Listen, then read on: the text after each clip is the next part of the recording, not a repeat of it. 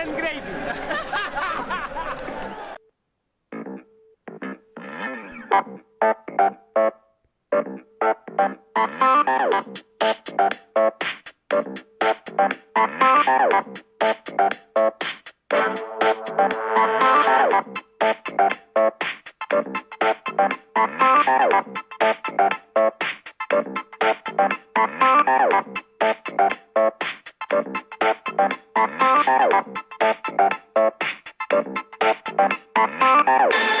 Former Milan and Italian coach Arrigo Sacchi once said, "Football is the most important of the least important things in life."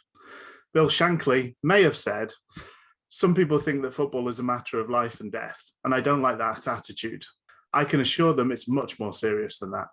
And Alex Ferguson exclaimed, "Football, bloody hell." What do we say then of two chaps who have dedicated the last 3 years to not the physical pursuit of playing the beautiful game, but the mental marathon of breaking down match after match through the lens of their beloved Sheffield Wednesday? With an average episode length of 91 minutes, these 149 episodes account for over 226 hours of gravy content, so thick you could stand a spoon in it. So here it is, episode 150. The end is near. We face the final curtain. And without further ado, welcome to Different Gravy, not just another Sheffield Wednesday podcast. I'm one of the hosts, Richard Miller, and my co-host, I've just spent 10 days basking in his delightful company and the soupy emissions from his little butt. Your friend of mine, Dr. Luke Gleadall. How are you doing today, Luke? I'm good. Of course, we know like it was a fun trip, Rich. But you know, I understand, Rich, that it's not your favorite type of trip, because what is Richard Miller's favorite type of trip? I'm intrigued to find out. Well, the answer is Da Cruz. Oh, Da Cruz. That's right. A callback to a weak joke that we had in here. So I'm doing very well, Rich, and that was a lot of fun. Before we get started, Rich, I've got something to send over to you. So I'm just going to be sending something over to your WhatsApp very, very shortly. Okay. Oh wow. Okay. It's downloading. Let's do this. Let's try playing it through the old speaker. Hey, what's going on? My name's Chris Gethard. This message is for Rich. This cameo has been booked for you by Luke, Rich. And I want you to know I'm out here on the beach, which I think we can all agree is my natural habitat. Just standing on a sunny beach in the blazing hot sun. That's probably me at my most natural and relaxed and where it feels like I belong. Hey, Rich, guess what? Luke wants to thank you for being a great friend. Says he has a great time hosting the podcast with you. I hear that the podcast is coming to an end. That's a bummer. But I want you to know that your buddy thinks you're a great friend and you brought so much to the table. And he wants to thank you for your friendship and for helping him out with the Different Gravy podcast. So on my end, it's a privilege and an honor to take a minute or so out of my very natural feeling beach extravaganza, which I think, again, when you look at me, I think I scream, hey, this is a guy who feels natural on the beach. And but that's okay. You're not breaking up the party. I'm still gonna have a lot of fun out here in the sun where I feel good and where I belong. So anyway, Rich, thanks for being such a good friend to Luke. Congratulations on the great run with the podcast. You boys talked about soccer a lot, brought the heat, and I'm going to go get back to the heat here at the beach where I feel great. What a treat. The marvellous Chris Gethard, who, for those who don't know, is a fiendishly pale and non-beach type in his nature.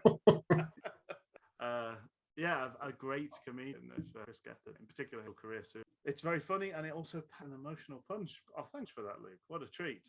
Oh, well, I feel it was something that's kind of the many things that we've kind of bonded over. He feels like someone apt for that. And also, that's not all, Rich. There's if you check your phone, there is something else for you as well. This keeps coming. Oh my word. Well, now I feel really bad. Like, I'm going to tell you. You didn't bring anything to the table. There's no celebrities. But Rich, you did. So there we go. I looked up some football quotes. I was hoping you'd be quite pleased at that. Oh, it was. That was an epic intro for the last episode. So thank you. So what we have now is, an absolute hero. Let's just hit play and go with this. Hi, Richard. This is from obviously Luke, who's got me to say how much he appreciates what you've done for the podcast, the Wednesday podcast. I had 4 great years at Wednesday. Fantastic club. Support is very, very loyal. Got to say, out of my career, they were very, very special. But he just wants to thank you how much you've helped him, and he appreciates what you've done with this podcast. And obviously, it's coming to an end, I believe. He just wants to make a massive thank you to you.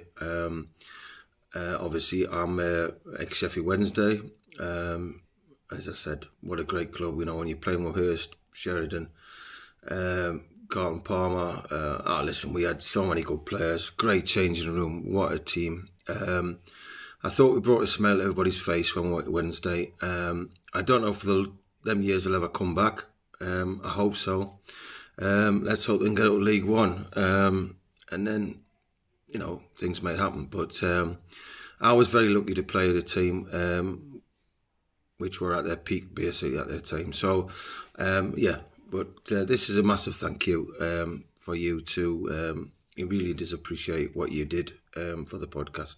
So I wish you all the best, and we're all Wednesday, aren't we, at the end of the day? The waddler.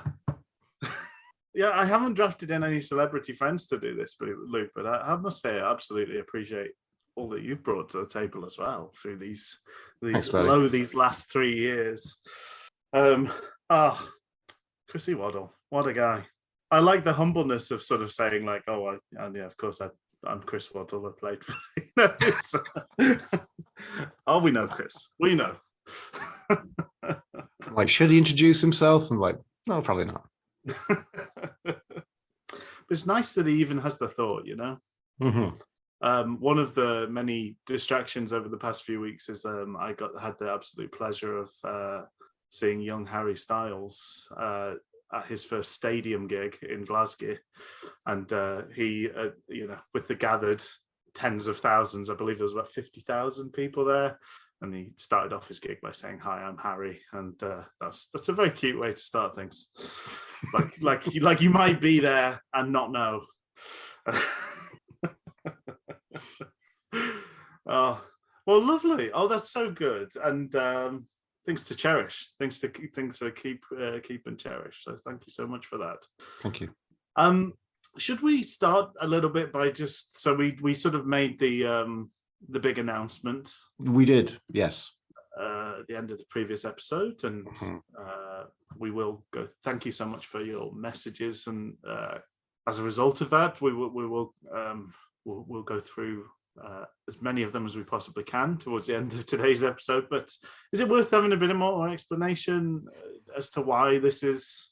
I think it's probably worth saying. We will sort of reiterate this later, but it's maybe worth keeping Different Gravy in your feed. There might be things in the future. There might be sort of special episodes and things like that. But certainly as a weekly entity, this is the end of Different Gravy as it stands. Effini. Fondue podcaster, that's the French say. That's exactly what they say. Yeah. No, I think it's something that we've talked about a few times. I think it's quite funny as well. Maybe there's also a bit of a fun little kind of matchup that I noticed when we were chatting in person on our trip. It was like, oh, we sat next to each other for 3 seasons.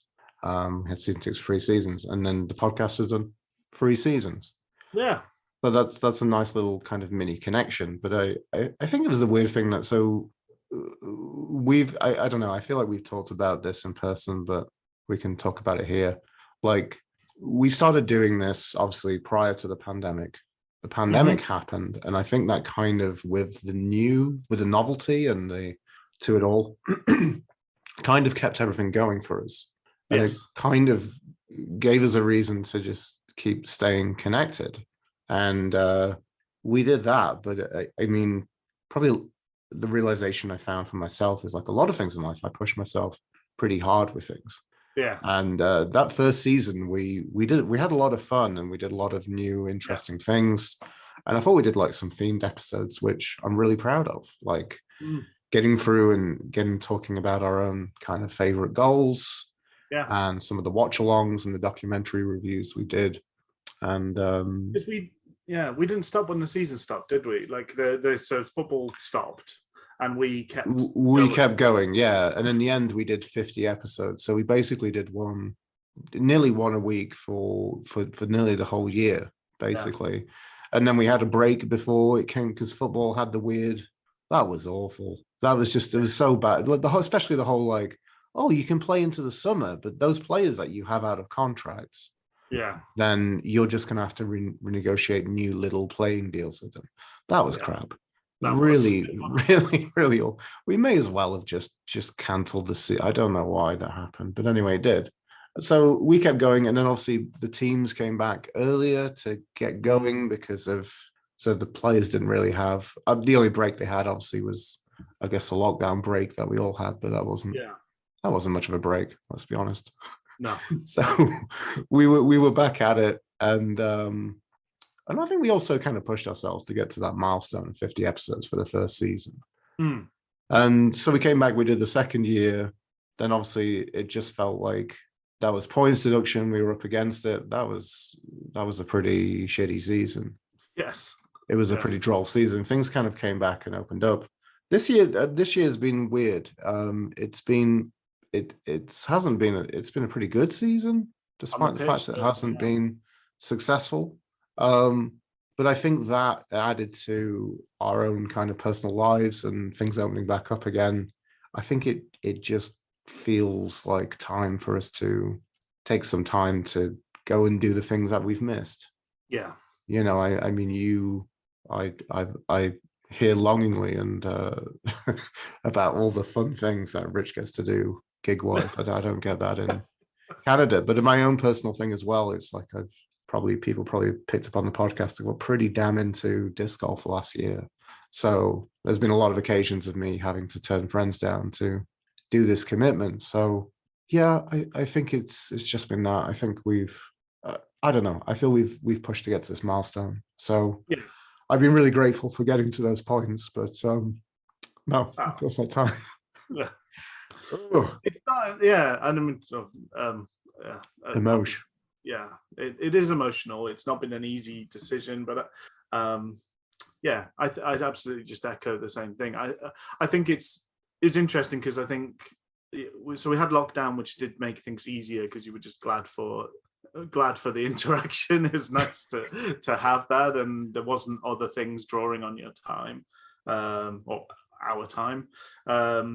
And I think also that second year the football was terrible, and obviously it was a relegation season, and you kind of like, well, when we're playing better, it will be easier to do this. And I think possibly the hardest episode we had was when we beat Oxford 2-0 last season, because nothing happened in the second. There was nothing to talk about in the second half. And it's sort of like, actually, it's not that easy, even when things are going well. So it didn't, the football got better, but the I don't know. I don't want to, this is something we've chosen to do ourselves and broadly we've enjoyed doing. So I don't want to kind of play too much of a violin, but it's just felt increasingly difficult to find the energy and space for the podcast. I mean other Wednesday podcasts have had podcasters. I'm like, why are they not doing it? And it's just life happens, and I don't know, people get a bit burnt out. So at the risk of not wanting to, and I really don't want to end it again, that completionist nature of me pushing myself. I don't want to end this mid-season. That would just be that wouldn't be good. And I also like the idea of just saying goodbye and just having that kind of moment, rather than just dropping things and then just being like, now we're fucking done, or just you're not hearing from us. Yeah. So we're two guys that love podcasts, bonded over podcasts. Just one of the first things that we kind of enthusiastically talked about outside of football was WTF, and Joe Rogan at the time, laughably, although I don't think either of us listened to either of those, but particularly not Joe Rogan anymore. So it's been fun to do it, and the great thing about a podcast is you don't need anybody to say okay to. You just can do it, and I mean, it all kind of happened in an ad hoc manner. We talked about it, and then we're like, okay, we're doing it then.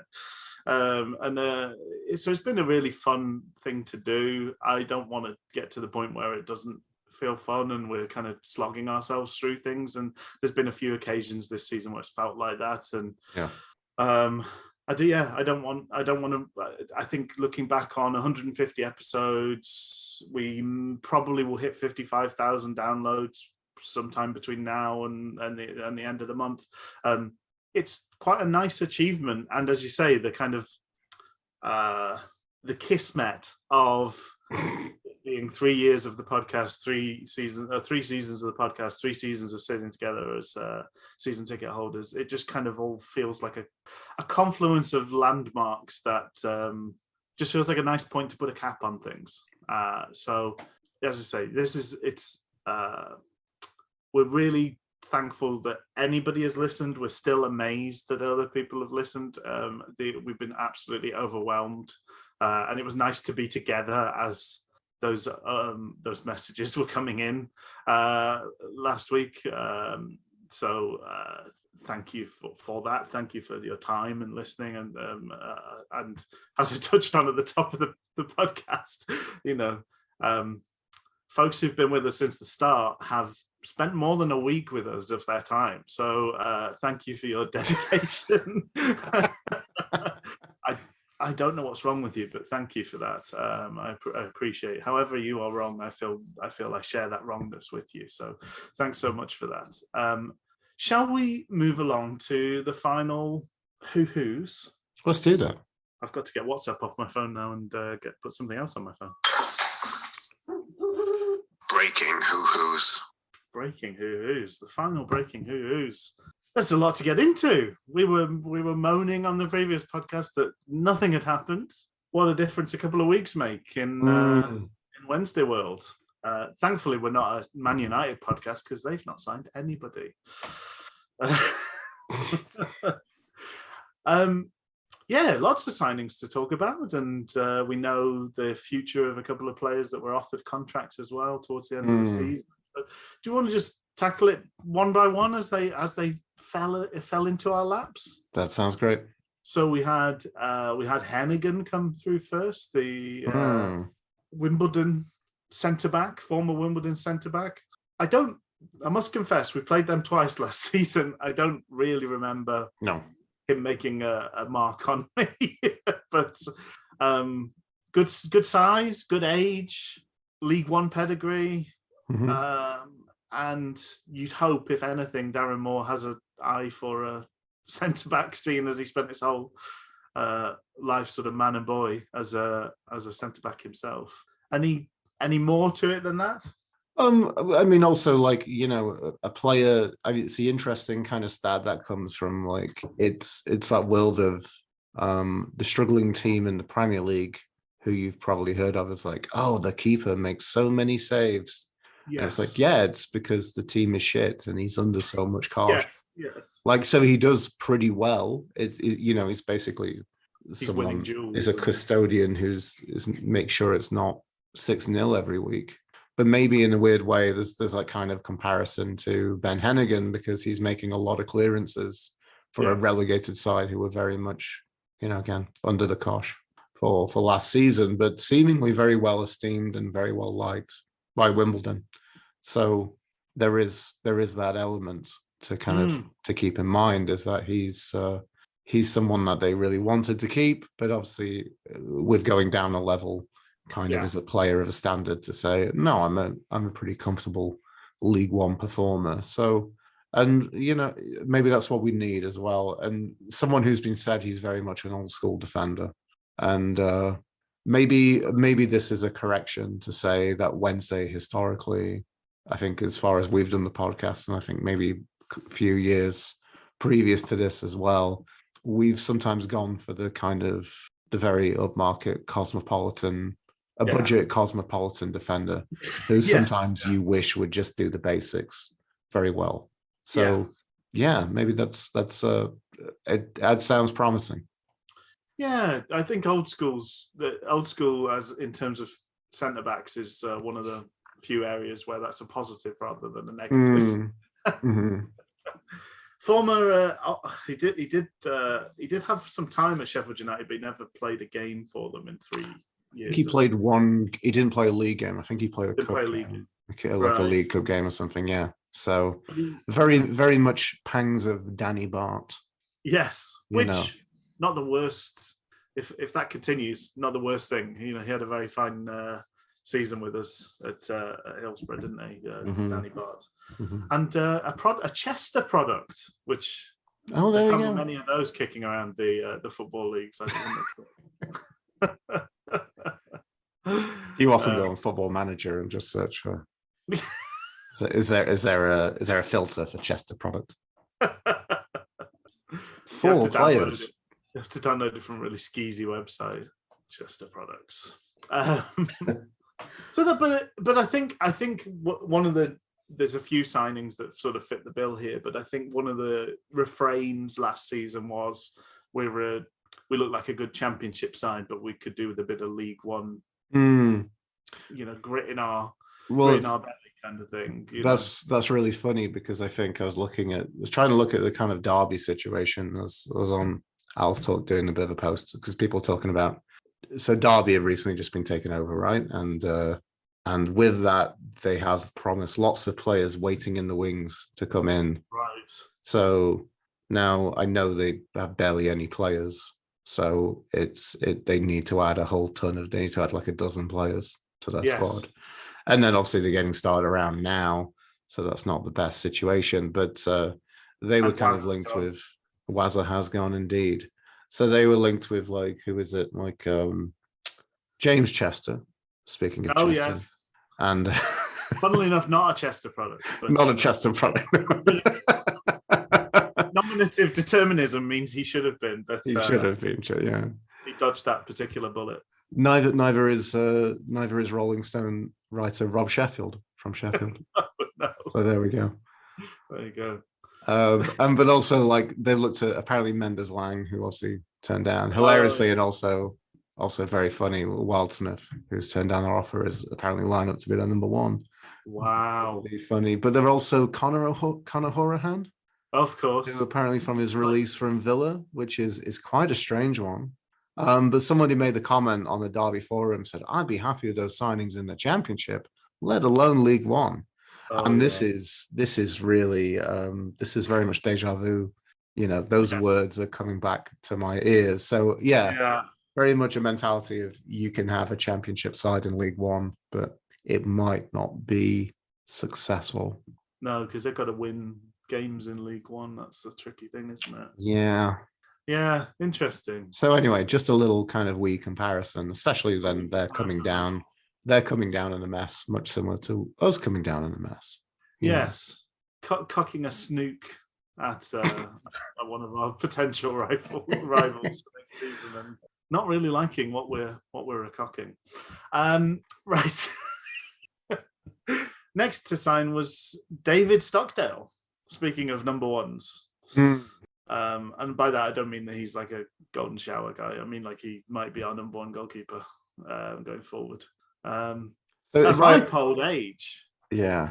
If I had a stack of chips to say I'm putting a bet on Hennigan, is this poker, and you're opposite me, how many, and you are representing the stack of chips that is Stockdale, does the wellmometer kind of match, or is it slightly off, or is it are you raising me? Are you raising me over? It's such a tricky one, because if he was 5 years younger, I think Stockdale would be ticking the wellmometer. Nice few ticks on the positive column of the wellmometer. at 36, and by the time most of the season he's going to be 37. I hope all the pieces hold together.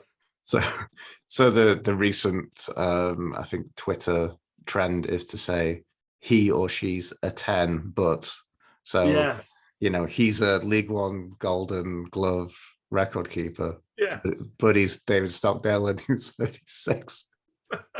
And I think he's turning 37 very shortly as well. It's not like September, but early September. Oh no, it's 20th of September is his birthday. Right, it's around my birthday. So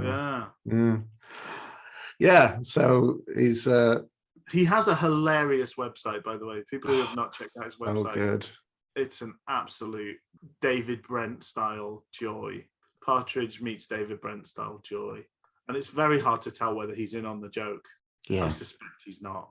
I love the bit about like it was going into like punditry, and it's like he can have an opinion on women's football. Pay him enough, he'll say literally anything. Yeah, it's like you're pimping your services on LinkedIn or like some kind of I don't know, Upwork or something like this, or Fiverr, and then just at the end of it again, I'll pretty much do anything that you want. Yeah.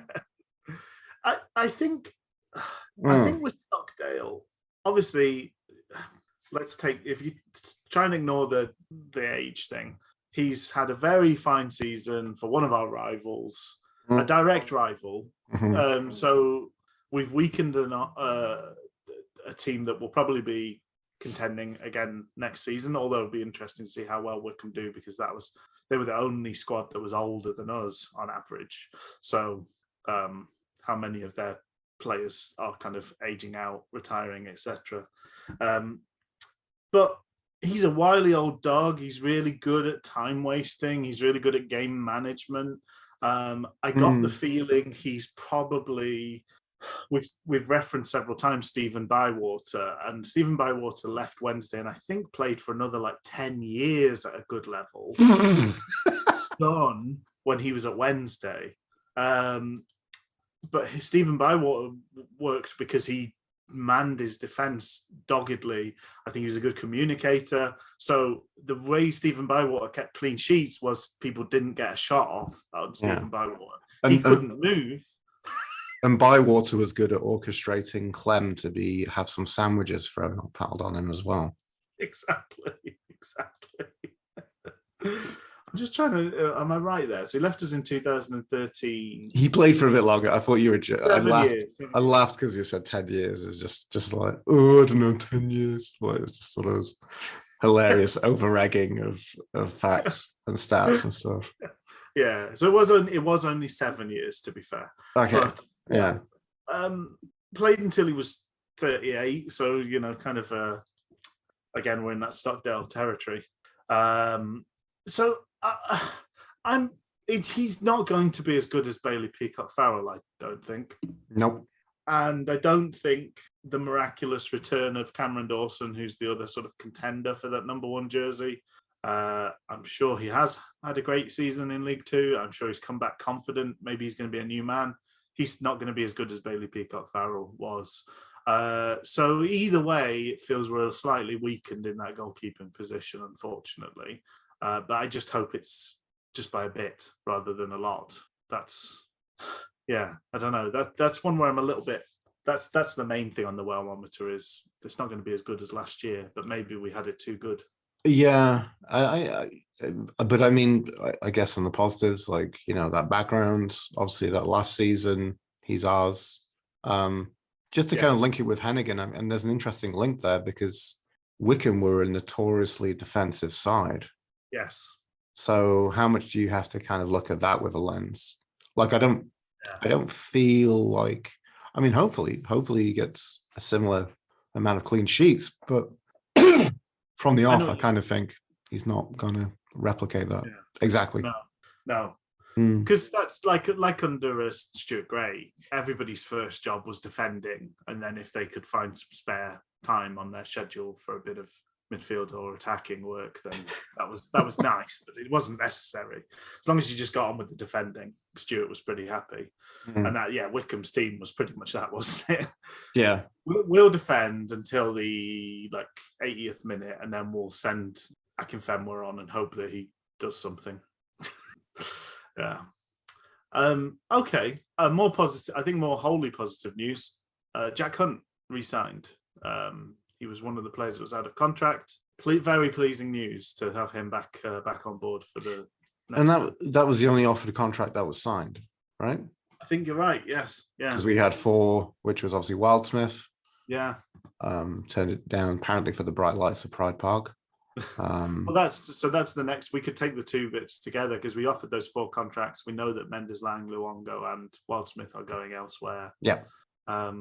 Luongo seemingly a bit surprised to find out that he turned down a contract or in a deleted Instagram post.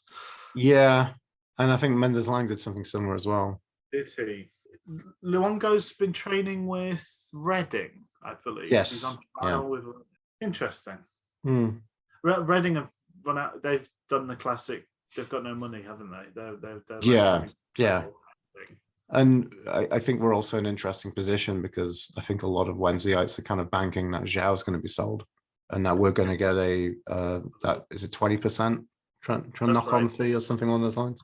Yeah. But then it seems like the annoying thing is they haven't sold him. If they have sold him, they haven't sold him at the right time. No, because now everybody knows. So I think Besiktas were offering like 3 million or something, which is a little bit offensive. I think Zhao is worth probably at least double that, if not triple. Yeah. But then they might be in a situation of doing a Wednesday and just being like, we need to keep him to keep us in the division because it's worth more to us to stay in the championship than to be relegated. So I don't know. We'll see hopefully maybe something happens with that, but I don't think obviously the monies will kind of come into effect for a while for us, so we can just carry on doing our regular thing, our regular kind of transfer thing. But anyway, Jack Hunt, brilliant that he re-signed. Interesting that we seem to say that, like, I don't know, I call that one Twitter account which seemed very vehement he was going elsewhere, but I'm glad he's sticking around with us for another year. Yeah, it's good. It's really good. That's wholly positive news. He was really good last season. I've no doubt he'll be really good next season, and nice to have him on board again. The next signing was Will Volks, which is pretty kind of insane. Yeah, I think it definitely, again, to kind of weirdly include this and think back to, I mean, maybe a championship signing in League One. Yeah, maybe link that to the other thing the Derby fans are talking about, but a very, very good one, and one who had great reputation at Rotherham. I think went and still did pretty good work at Cardiff. Yeah. And then was pretty omnipresent for Cardiff last season. So it's not like he's a player who's been out of favour and we're wondering whether he has any injury problems. He's been there, he's done it. He's been running in the engine room. And I mean, to think that Luongo is gone and we've brought Will Volks in, it's maybe, I don't think he'd probably be as good as Luongo, but maybe he'd play a lot more games than Luongo. Yeah. So I think that is an improvement, to be fair. Yeah. No, I think it's a really good signing. It's someone I think has garnered admiring glances at times as a player. A midfielder with a good engine, likes a tackle as well, which again sounds quite Luongo-esque. It's something that would be missing if we didn't add it back in, because it's not really Bannon's game. Byers has a bit of that. He seems to be a bit of an all-rounder, but it's nice to have someone that kind of relishes that side of things, and then gets a few goals as well. I mean, throughout his career, he's got a goal every 10 games, pretty much, for the teams he's played for, which is, again, it's a positive. It's nice to add. It's nice to add. If we've got 3 guys in midfield that can get goals from time to time, that's another useful addition. Take some of the pressure off the front men. Good. Looks a good signing. Michael's. Then we had the kind of two Michaels signing in the same evening, late night signings from local rivals, if not divisional rivals, Rotherham.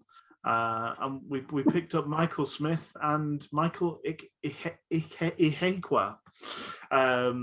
And I've never had more difficulty saying that name until now. But Ihekwe.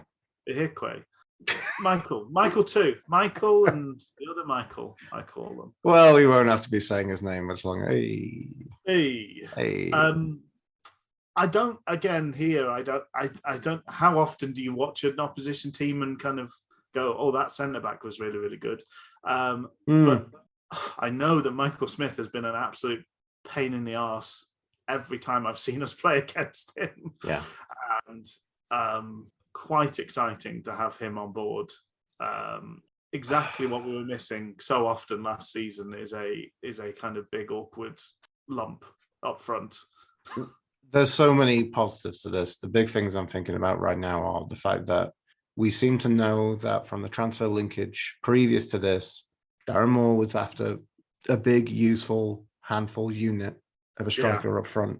You know, someone who has a bit more kind of physical presence than Lee Gregory, as much as we love Gregory, but just he does very well for his stature, Lee Gregory. But I think having someone who's a bit taller and a bit more of that Billy target man is something he's been after. So being in the market and even looking and thinking, should we get Jayden Stockley? And hearing that Charlton were basically like, you don't have enough money to afford Jayden Stockley. You know, I think we missed the boat on that one. Another player who's always given us kittens. Yeah, every time we've played them. So to be in the market for that and then be like, okay, let's just go to our divisional rivals. Let's get someone on a free who we can outbid for basically a player for a transfer offer. We've probably been kind of engineered for a slightly longer deal than I think we would like to probably done. Probably it, isn't it? Yeah, we've probably given him another year than Rotherham were offering. Yeah. But to get someone to come in to do that job who is very good at that job, before the fact we look at like he's up 20 goals a season last year, just had a fantastic season, to come off the back of that is fantastic. And also we nabbed him from Rotherham, and it's very funny. They've gone up with this wonderful promotion season, and we've just pissed all over their chips.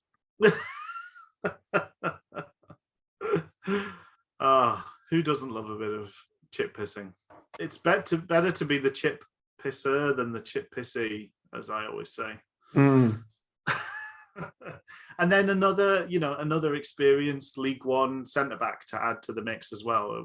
Definitely, I still think we look a little bit light at centre back, particularly with Kieran Brennan going out on loan. So I hope we get to see a loan or two come in, or another signing there maybe. But the squad is certainly looking pretty decent at this stage. Nice to do some business early. Nice to get these players in the door and kind of working together during pre-season. So a fairly positive start to things this pre-season. Definitely so. I mean, to be in that position, things have gone a little bit quiet since then. But but saying that, I think we're a lot better ready to roll. My only question would be basically, what are we going to do? The spine is looking fantastic. We've gone and signed a new spine to the squad. That's right, isn't it? Yeah. And just experience and quality. You know, in that way, you've gone and you've signed. Well, we've definitely signed like all five of them are first teamers. Yeah. So that's 5 players for the 11, and then we can add that to the existing players we already have. The only thing next is, what are we going to do about coverage and wings? So that'll be interesting to see that come in. Interesting to see that we were still, looked like we were close with Wilkes, but then Hull seemed to change their mind on the transfer fee. But interesting that was a play, because I think forward-wise, I think we're good. Yeah. We're looking very good forward-wise. That that centre mid is looking great.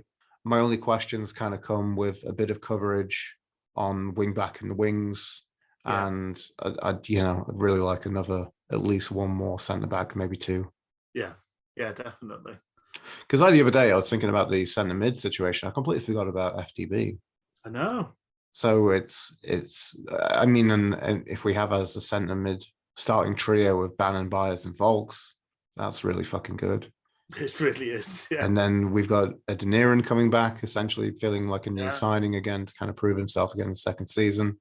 FDB still. Apparently, there are rumours that we're going to look at getting a new contract for FDB, which is nice to hear. That's nice to hear. And then the less of it, who else? Hunt? Maybe Hunt still Maybe around? Hunt, but I mean, 5 for free is pretty good at that with that amount of quality. And then I mean, we've probably got like Patterson, who can probably.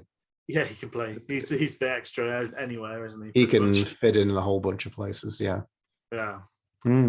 Yeah. I wouldn't mind seeing him. I thought his best games last season, Patterson, were right wing back. I wouldn't mind seeing him kind of as a second for Hunt in that position. There's no Mendes Lang this season, which would really mean we're mainly lacking at centre back and left wing back. Intriguing. So we've had the last couple of weeks have been these interview episodes with some of our nearest and dearest, and we thought we would sort of extend that slightly and ask some of those questions of each other, of ourselves. And so effectively we've got a kind of we've both picked out our favorite 11s of our time watching Wednesday, and we've also picked out least favorite 11s, but Luke, you had the brilliant thought to do this kind of snake style. Did you want to lead things off, or did you? I think so. And just to have a bit of clarity, I'm imagining that this is the way you're going, but the third agreement is don't make assumptions. Okay. So I've done mine with the classic mentality of 4-4-2. Have you done yours with the classic mentality of 4-4-2? I have done 4-4-2 with the explanation of I'm old, it works. I've put allows for partnerships across the board, traditional and ensconced into every narrative about fans building a squad. I think every fan 11 should be a 4-4-2 until history in the game has had enough standards of 3-5-2 or anything else until decreed otherwise. I've sort of cheated in my worst. There's some players playing in positions that they maybe wouldn't see as their natural positions in my worst. That's an interesting one. We can probably get to my wing situation, which there might be a bit of swapping of the flanks. Yes. Maybe the two players involved will be like our faithful, lovely, beloved manager maybe hasn't got this one right, so we'll just correct this in the middle of it. Yeah, after 20 minutes of plugging away against that, they might exchange looks. So I'm going to lead off with goalkeeper, and Rich will go goalkeeper right back, I believe, and then we'll take it from there. Right, yeah. So goalkeeper, a tough one, as my fleeting Wednesdaydom didn't really get to assess a bunch of the 90s options and the early noughties ones thanks to sabbatical periods. I cannot ascertain to any competence of Chris Woods, apart from a fateful, wet and sloppy parry into the roof of the net that I hope haunts him as much as it does me. Nor can I really assess Kevin Pressman, ridiculed for his portliness despite being a very decent shot stopper for a period there, and who could forget his 101 class on how to take a penalty. I think for this period, I have to think about giving the number 1 to Kieran Westwood. As much as I love dated truisms, and here I am, folks, giving a 4-4-2, the words of Brian Clough echo through our heads when we say that a good keeper is worth 10 to 15 points. Westwood, at the height of his Wednesday career, was a true definition of that. A goalkeeper at his time who was well taken from the Man City reserve berth into this Wednesday side and was majestic for a good few seasons. I tried to think of his epic shot stopping, tidy clean sheet record numbers, an iconic hooper hoofed assist deep in my mind above any latter Al's career since. Lovely. Obviously, Westwood deserving of an honourable mention, and I actually went for Chris Kirkland in a similar vein. Interesting. And I think it is worth probably saying at this stage, I think my 11 is going to annoy some people, but it's about what imprints on you. And I do know I see some of those great players. I know I saw them. How many of them I remember and remember moments from is more limited. And some of that is certain clips get played through the years, and then that becomes your memory. You don't remember being at the match watching that goal. You like Waddle's. I wasn't at the match, but like Waddle's free kick against Sheffield United. I'm sure most people's memory is watching the TV clip of it, because you forget the bit when you were there in real life and you see the thing that you see again and again and again through the years. Anyway, so it's a hodgepodge, I will admit that. And as I say, some people might be frustrated, but I've gone for Chris Kirkland because it did feel like we had a succession of goalkeepers who were somehow better than the next. And I do take your argument that Westwood was better than Kirkland. I think that possibly is the case. For me, I'm still a bit bruised by the other shenanigans. That's fine. So for me, it's like Kirkland was the last one of those that didn't kind of blot his copybook in any way. But yeah, I mean, we've had a lot of good goalkeepers. And Lee Grant was certainly one of them, certainly one I considered. But yeah, Kirkland, I just couldn't believe we'd got him. He seemed too good to be true at the time. He was really, really good in goal for us. That was when we started sort of setting record clean sheets, and something that Westwood continued. And very, very good at time wasting. Really good at going down in the 85th and like checking every joint in his body before he got back to his feet for any bumps and scrapes. So Chris Kirkland's my goalkeeper. Right back, this is where I sort of added the caveat earlier, Lewis Buxton. I saw the great Roland Nielsen, but I was too young to appreciate such fine right backery. But I loved Captain Bucky with all my heart. Just worked so hard, sort of over competed, not a great athlete in any sense, but won races that he shouldn't have won headers that he wasn't tall enough to win, and just always seemed to kind of give more than the sum of his parts, and just blossomed into such a great. I think he arrived as a centre back technically, and became just such a good attacking right back through the years. A great crosser of the ball, a good goal scorer at times. Loved Captain Bucky O'Hare with all my heart. So you head to you for, I'm guessing, 2 centre backs now, Luke. Oh, I'm going to do my right back now. I'll do a right back. Oh, yeah, right back, centre back. Sorry, yes. Yeah, no worries. So number 2 is an exceptionally tough one to call for me. I think I need to go with a player who I want to emulate from a young age in my own desired position as a right back, because that's what I played when I played football as a kid.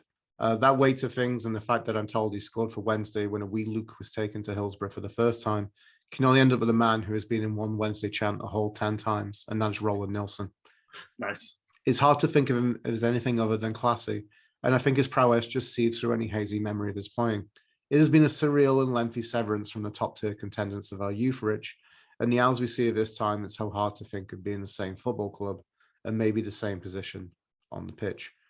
It is difficult to think about an essential and appealing position that's had for generations of Wednesdayites the benchmark set with the Swedes' performance and purely as being. A tough and classy act to follow for the hapless souls who take that position, I know, but I have to give a rare 90s birth as genuinely hard to think of anyone else since. Clubs often retire shirt numbers, but maybe we should just call the RB slot the Nielsen position. Nice. Lovely stuff. And then I go on to centre backs, which this is tough as well. And I feel like maybe I've copped out a little here. I will say this. So across the centre back options here for the first of the 2 partnerships, I think it's going to start with Thomas Jane Lees. At the height of his Wednesday career, is dependable, quiet, and assured. And I'm glad as such, as I've heard him talk, and it kind of ruined any image of him as I had as a football player too. I feel there were jokes about his small mouth too, but any slight against him was done out of position of the utmost affection. I think he is at his best a player who has a quiet, commanding presence, who got the simple work done and made a lot of things seem kind of effortless. Like a quintessential worker who keeps things ticking over, Lee's always seemed to be a definition of a solid and regal 7 out of 10 in his best period of the club. A remarkable coup from Dutty Leeds on a free, He came amid calls of whether he was good enough after being heavily ostracized there, and we gave him a new lease of life and started a lengthy spell that beautifully hemmed together many a period of Wednesday's late history. Thanks for being that glue, Tom, but please don't reply with your Yorkshire bastard accent. Ah, lovely stuff. Yeah, good old Tom Lee. Well, yeah, this was, I think, so I kind of went and did all the rest of my team. I went and did my least favourite 11 and then came back and did my centre-backs because I found it so hard. I found it really difficult. And I was very, very close in terms of honourable mentions. Majid Bouguera was someone who didn't get in but was kind of close. He didn't have very long at Wednesday, but man alive, did he shine. He shone like a star. But who I landed on was Des Walker. Just a true great for club and country. And again, in terms of that kind of like what gets imprinted on your memory, I was born in Glasgow. You cannot tell at all from my accent. In terms of national team, I follow Scotland as my national team.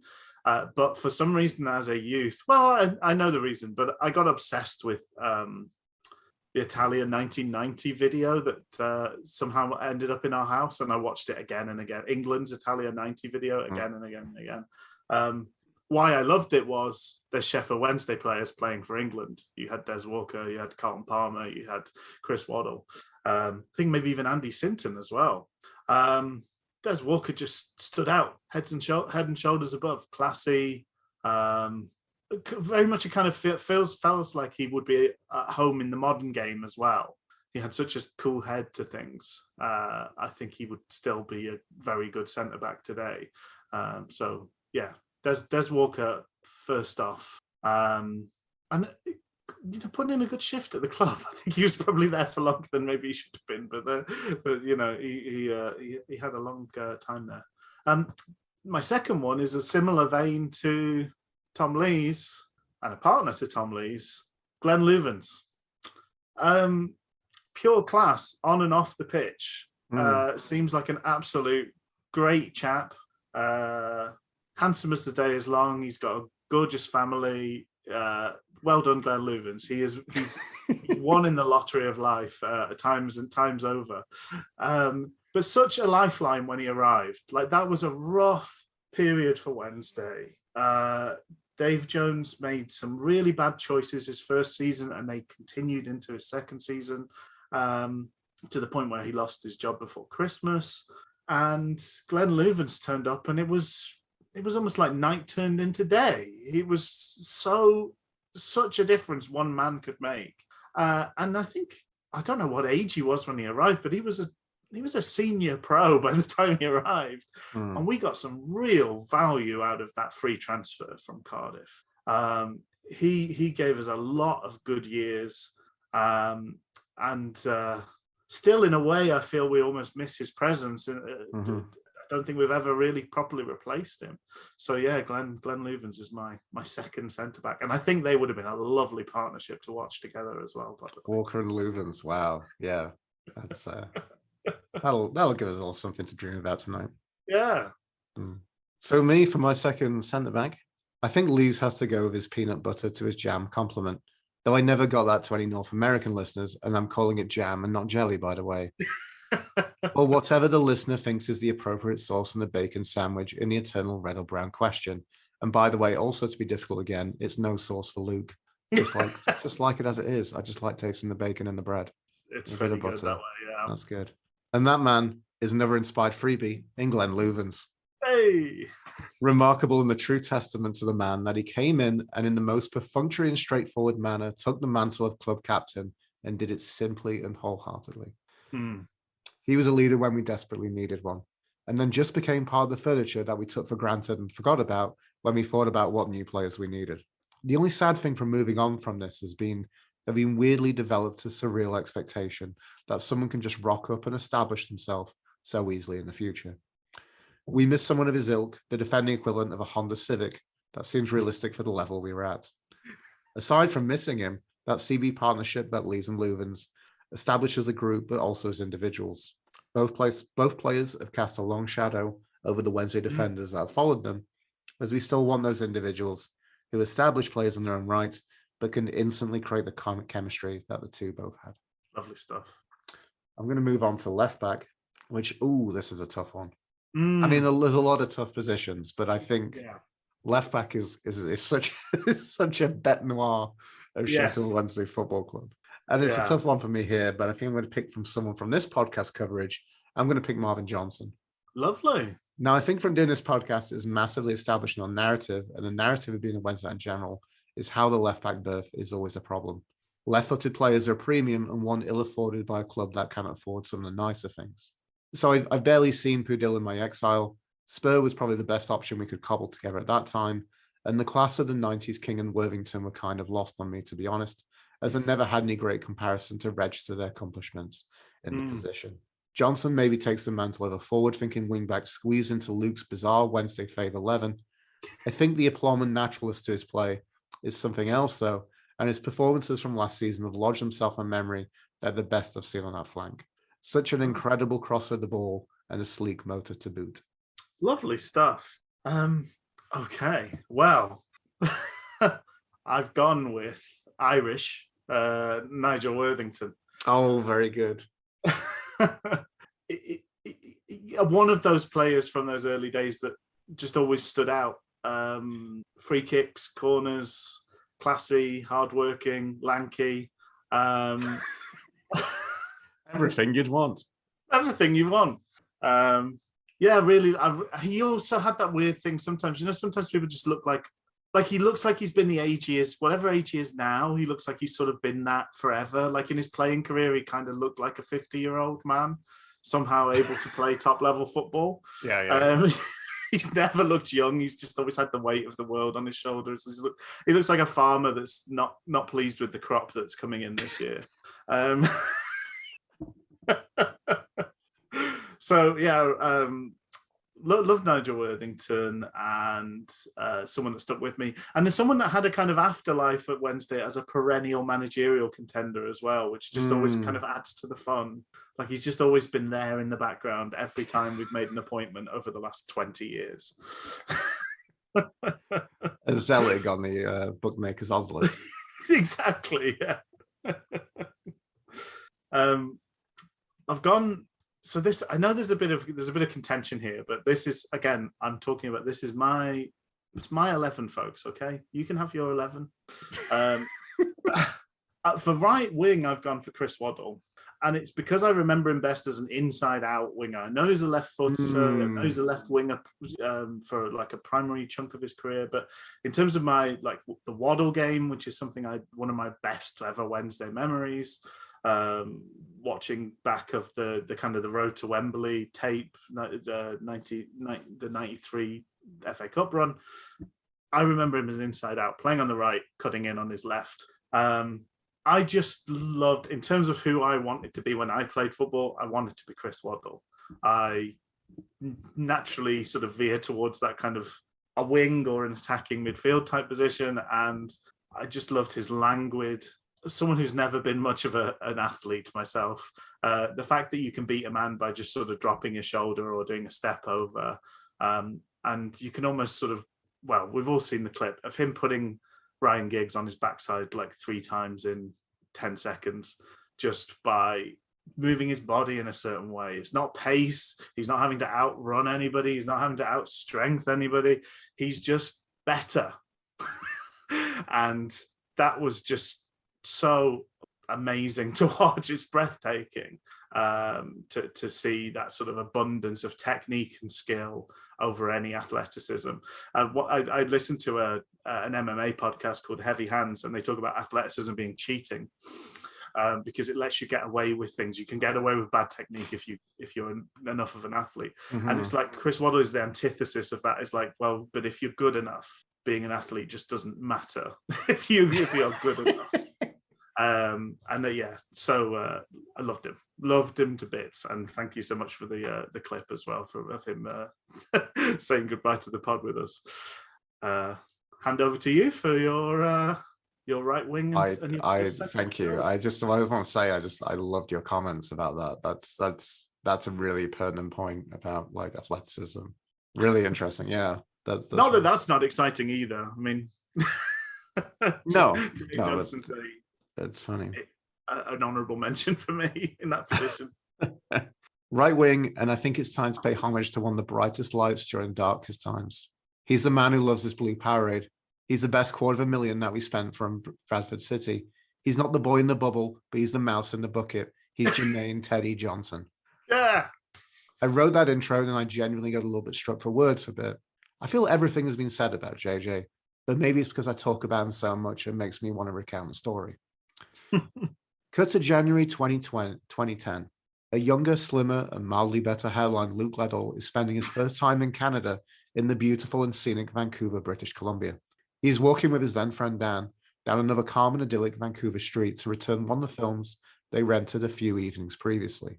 As well as getting to see the modern comedy classic Hot Rod, the other film in hand is the Patton Oswalt film Big Fan, in which Oswalt plays a New York Giants obsessed fan who has a pivotal encounter with one of his beloved players that makes him reassess his fandom.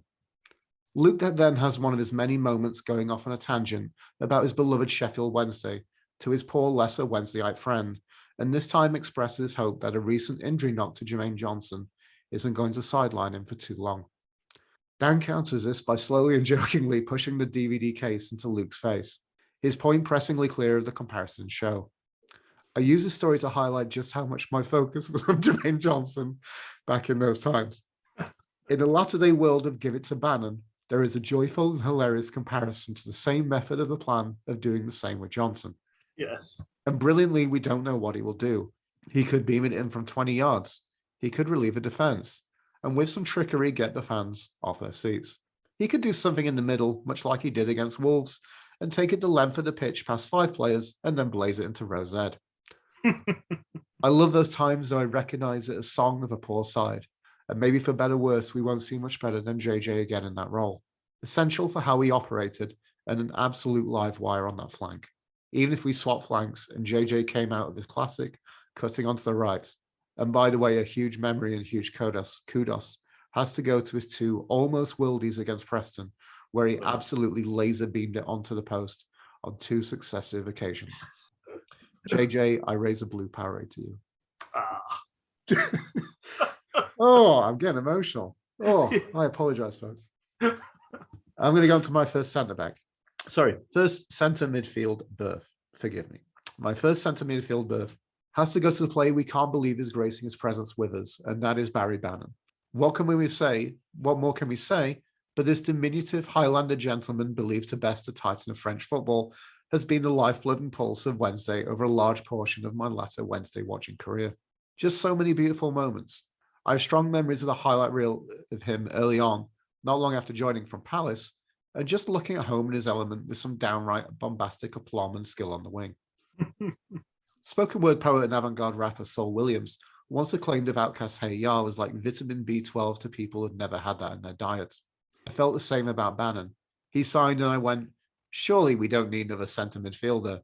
And then I got it and saw a magical Scottish dwarf-led paradise. I hope there's a bit more baz to come following this upcoming season, and it's hard to think of when we'll have to say goodbye. Oh. Well, yeah, I mean, it's hard to follow. I've gone for often Baz's partner in crime as my first central midfielder, Kieran Lee. Oh, wow. Yes. Yes. A transcendent talent. Signed as a right back from Oldham and became one of the classiest midfielders I've had the pleasure of seeing in person. Got better and better over time, and by the end could do everything. Great at tackling the ball and winning it back, a lovely passer, great movement, and then an ice in his veins finisher. From where he started to where he ended up, you just couldn't possibly have seen. And I think genuinely at certain points he was someone who could have gone and played top level football. He had that level of ability, that sort of a level of innate reading of the game.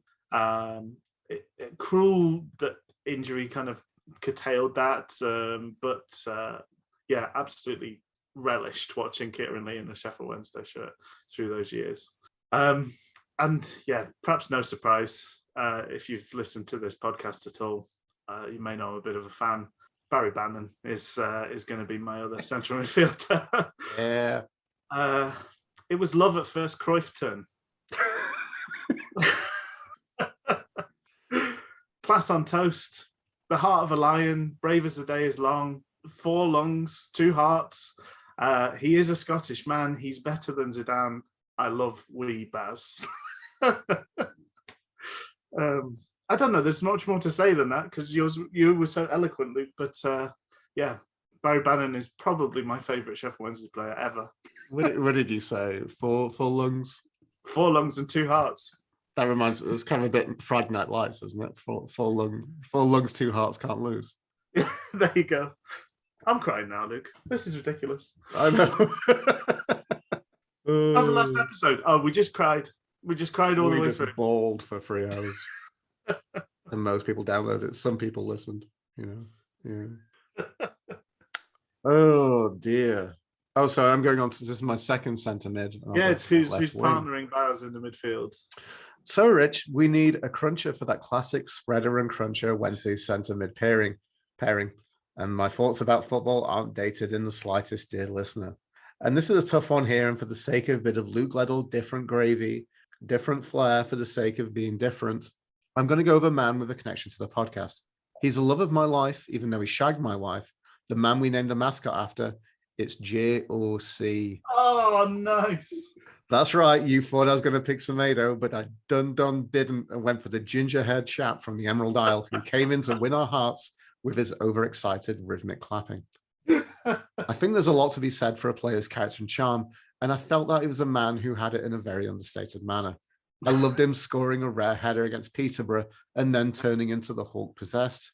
I loved him in like his last appearance for his attempting an overhead kick and balletically missing it in spectacular fashion.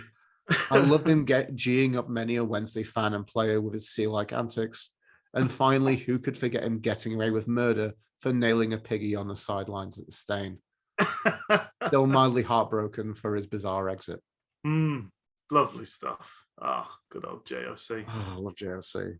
I mean, we never went to the manner of, we've had a few, well, we've had Dion Burton and Chris Waddle with a few little video messages that we've had. We've never had the approach that a lot of Wednesday podcasts have that, had interviews with players. If we could interview one player, I'd want it to be James O'Connor, to be honest. I'd love that. That would be, I know Al's Americas did a fantastic interview with him. And I also got to ask the question on that one if he loved his chant, because there's also a brilliant YouTube video of someone in the South Stand starting up the chant and then sheepishly turning their mobile phone camera to see James O'Connor there giving a little wave. Probably embarrassed out of his life, but just still handling it with the charm as well.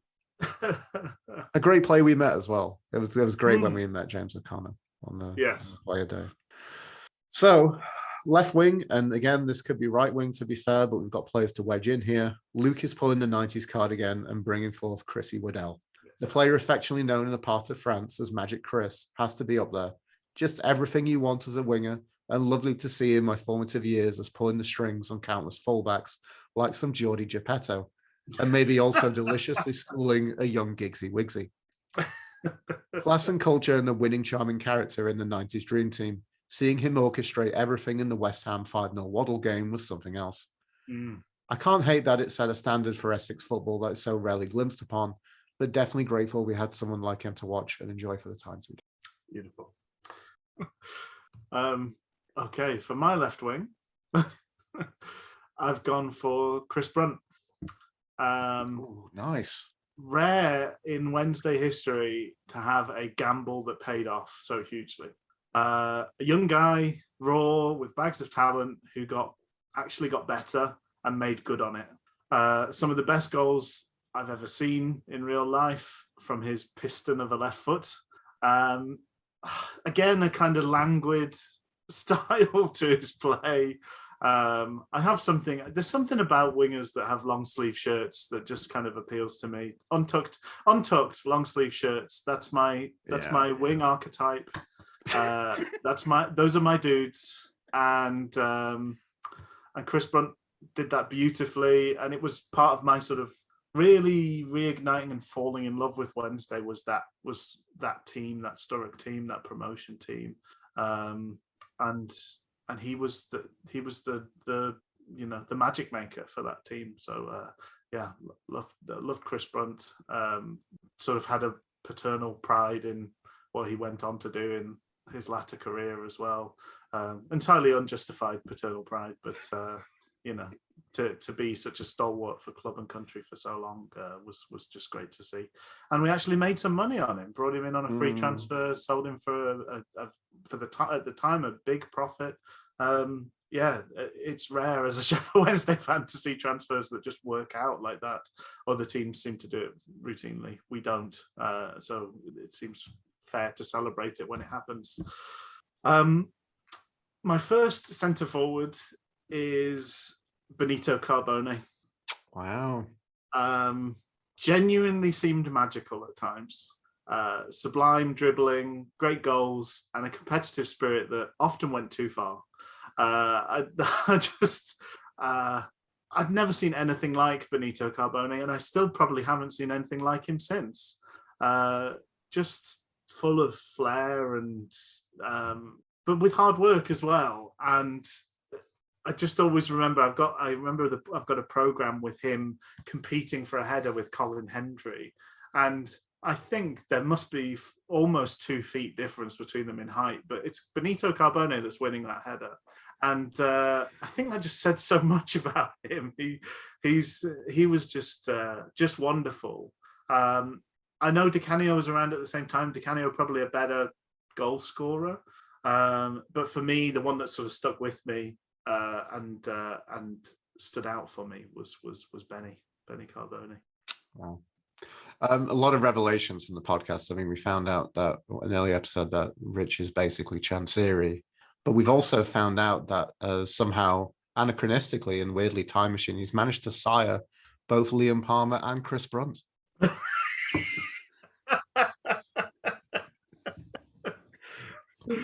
Damn proud of it too. Why else would he have that paternal pride, folks? My boys. Why else?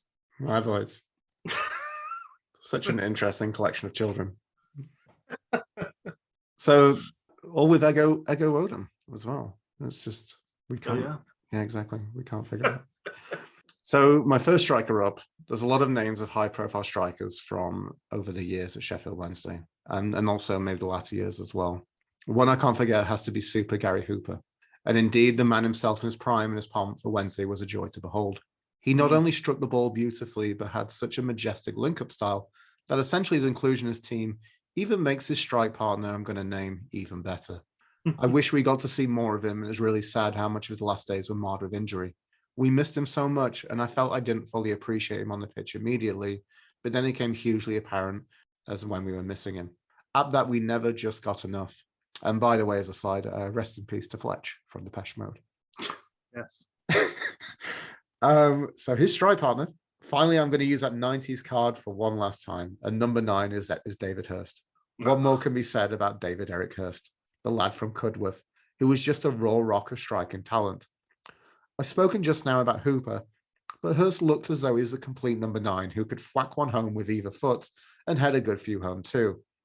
Genuinely feels like the best kept secret in English football, as outside of the BBC wankfest surrounding the usual suspects, Hurst was an understated number 1, which is hilarious for his northern playboy persona.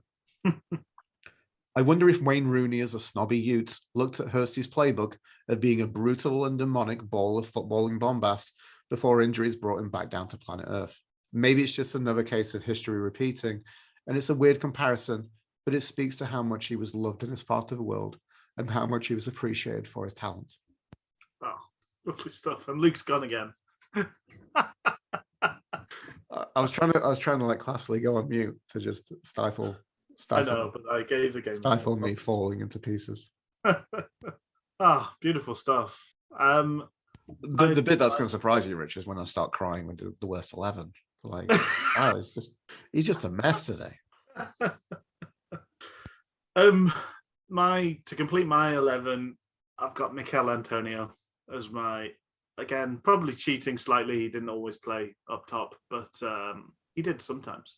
A rare occasion where a fantastic loan spell became an even better permanent signing. A one-man army, boundless energy, outrageous pace, a creative force, and a finisher. Here's the whole package. I think it was so strange to see him arrive. I mean, he arrived under a bit of a cloud because we had Ben Marshall, and then there was lots of hopes of getting Ben Marshall back, and Ben Marshall didn't come back, and then we got Antonio, and it's like, maybe he'll be all right. He got the assist in the derby, and then Megson got sacked. But he just became so pivotal by the end of that first season. And then there's few times Wednesday have amazed me in the positive sense, but signing Antonio when we did amazed me in the positive sense. I could not believe we'd managed to go and get him. It wasn't a disappointment signing him on a permanent. He genuinely got better and better. And again, we made a very tidy profit. I would have loved him to stay with us for longer. It was a bit of a cloud that he went to Forest first before he got his kind of Premier League move. But it kind of shows you how lowly Wednesday were at that time, probably. And he was just so much better than anybody else we had playing for us. It was almost laughable. I loved watching Antonio. Loved his never say die attitude, and just pulling goals out of nothing so often. What a guy! What a great guy. So I don't know. I have named some subs. I think you should please go ahead with subs, and I'll probably cobble together. I think I've got some inspiration from the players you've named that I haven't. So there we go. Okay. Well, maybe I probably won't go. Yeah. Okay. So I'll go through these a bit quicker in a kind of one go. Maybe does that seem sensible? And then I gives you a bit of. That seems good. So I've gone for a 5-man subs bench because, frankly, it's getting ridiculous how many subs. It's like these these Gillette razors with subs nowadays. They're going mad. I've 20 subs at this rate. So I've gone for Scott Carson. Saved the season. Showed me just how good and important a goalkeeper could be. I think that Brian Clough quote of just absolutely applied to what Scott Carson was able to do for us. The whole team was able to stand about 10 feet further up, the 15 feet up further up the pitch. It just completely changed the way we were able to play football. And he was just one man. He was one man with a big gap between his teeth, but a good jawline on him. Just such a welcome introduction to that team, and such a good player, even though it was a short period of time with us. I've gone for Liam Palmer on my bench, partly for utility. He can play so many positions, but I think at this stage, he's a living legend. Mr. Wednesday, and what he's done this summer is running miles and miles and miles for Jude. I don't know. I think we talk about players who get it being at Wednesday being special, and if you've been there your whole life, then I think you get it. And Liam Palmer absolutely gets it. And I don't know, it's been a peculiar joy to watch him through the years just get better and better and become so dependable now that I almost trust him everywhere that he gets played, and he plays in many, many positions. Jose Semedo, didn't know what we were missing until we found Jose Semedo. The defensive equivalent of Antonio, seemed to be everywhere, win every tackle, block every pass, loved the club, and the feeling was mutual. Loved Jose Semedo.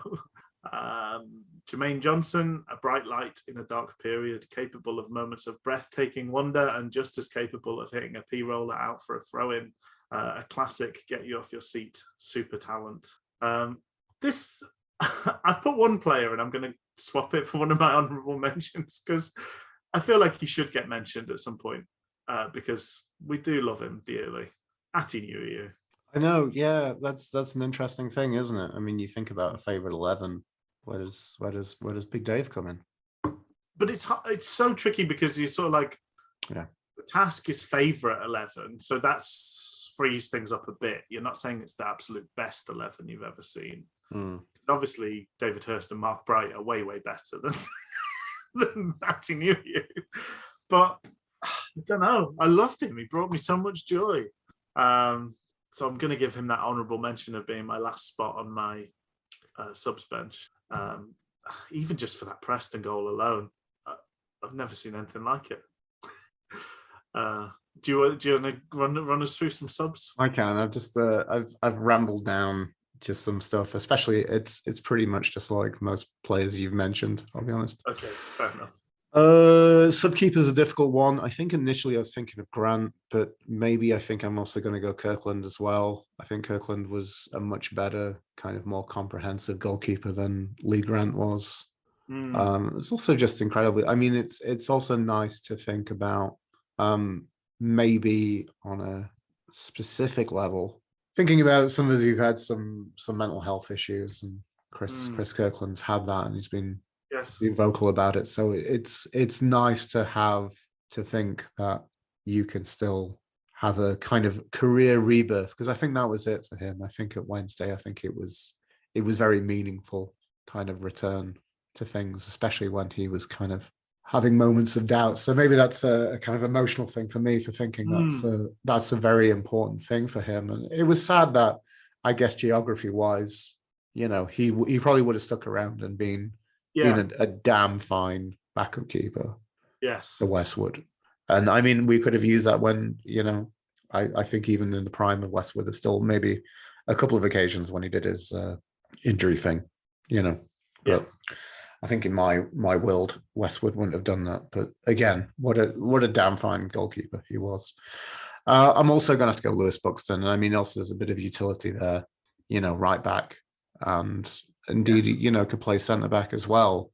And I loved Bucky O'Hare, as we used to call him. Yes. There's just a certain kind of, I don't know, there was certain kind of like a slight pump, rampant nature down the wing. You just felt that he kind of owned it in just a very, I don't know how to describe it, but I mean, he definitely felt very kind of accomplished in that position, kind of felt his own. Yeah. And in a way that I don't think we'd seen for a while. So I think that was just added to the general nature of things. Yeah. So Buxton was great. Outside from that, I'm gonna have to Kieran Lee for one of the subs bearings as well. Yeah, came from Oldham's, touch as golden. It's just really hard to think about, like, when we got him, just thinking, oh, he's a young, promising right back. He's Oldham's player of the season. He had that Manchester United pedigree from the academy, and featured for them probably in the times of like Van Nistelrooy and stuff like this, that kind of era, and maybe Rooney being in his pomp at Man U. And just incredible to think that it's just a player who we just came in for, oh, he's a right back, and then the things we don't get to see, which sometimes is frustrating, but it's magical to see that, oh, we can just plonk him in centre mid, and he's a player who's just got that radar.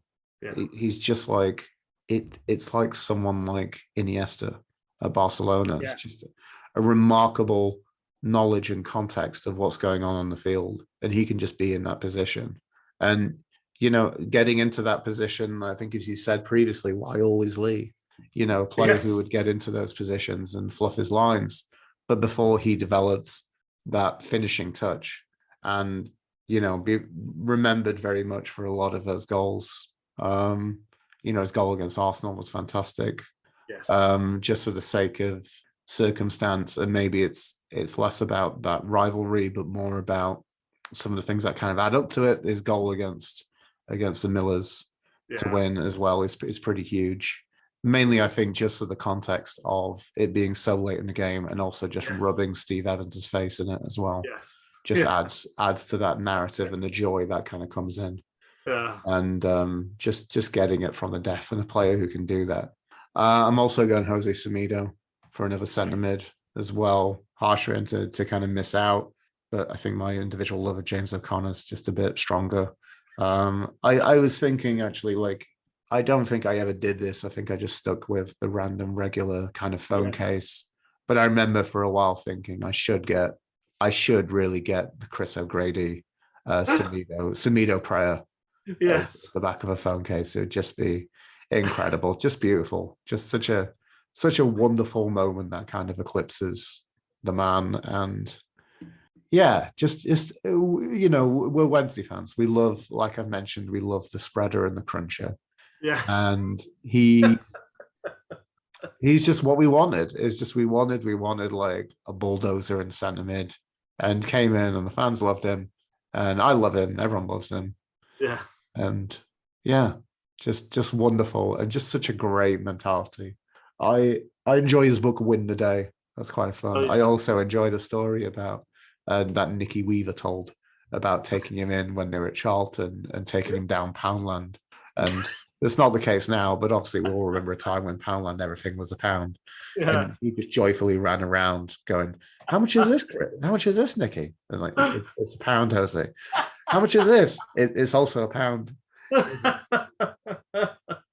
And maybe that speaks to my northern sentiment of a kid in a candy shop during Poundland. And by the way, Poundland's a lot better when it's all quid each. I've been back at Christmas and I thought it was shit, to be honest with you.